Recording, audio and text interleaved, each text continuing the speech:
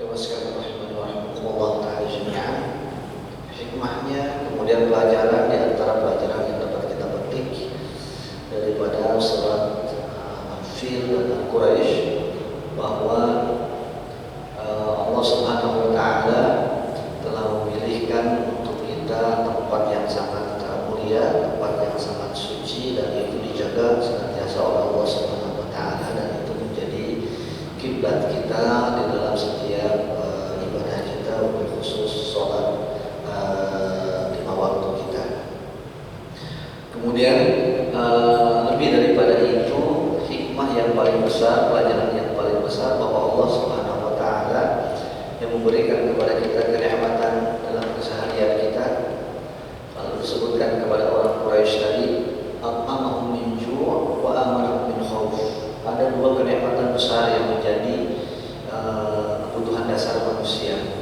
Yang pertama it'am, ya, makanan, makan dalam hal ini konsumsi rezeki untuk menyambung dalam tanda petik hidup kita, dan itulah yang menjadi gerak seseorang di setiap usahanya. Apapun jenis usaha yang dilakukan seseorang itu dalam rangka untuk itu. Apa menunjuk, ya. Dan Allah berikan itu kepada kita. Bahkan Allah menjamin setiap makhluk yang bernyawa akan diberikan itu.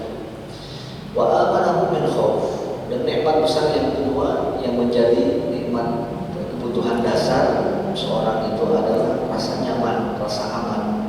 Dan kita bersyukur kita hidup di Indonesia, alhamdulillah, hidup dalam keadaan aman, nyaman, damai.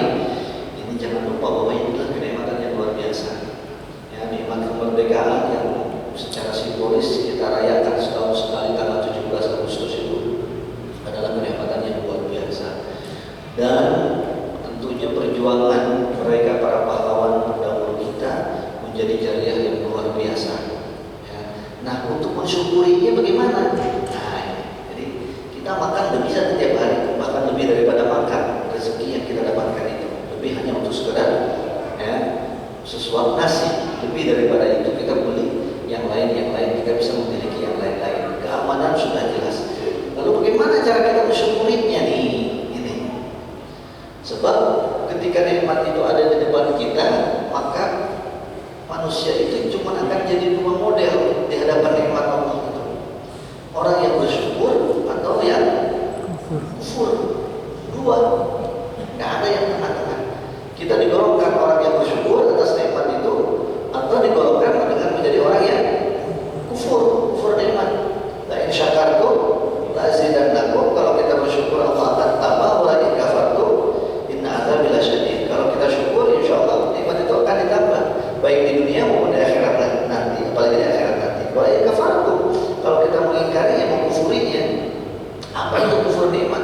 Kufur nikmat itu kita tidak bisa menjadikan nikmat Allah itu menjadi energi, ya, faktor pendorong untuk kita semakin dekat kepada Allah. Itu kufur.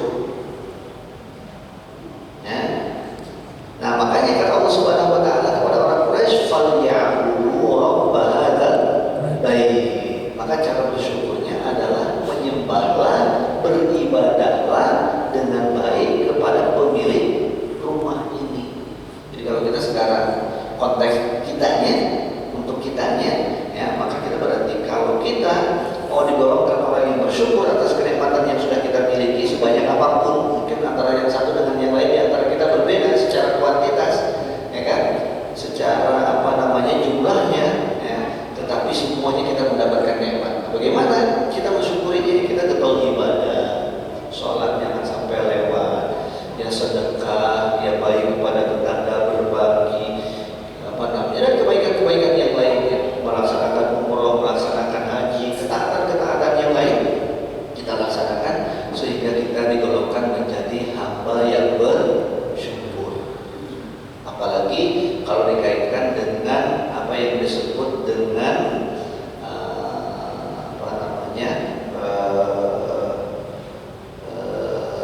ibtilah, ujian, bahwa ada ulama yang mengatakan bahwa kenikmatan itu betul-betul akan dikatakan sebuah nikmat manakala sudah jadikan sebagai pendekat kita kepada Allah Subhanahu wa taala. Kalau tidak, maka itu menjadi ujian untuk kita, ya, menjadi ibtila untuk kita, menjadi musibah untuk kita. Walhamdulillah.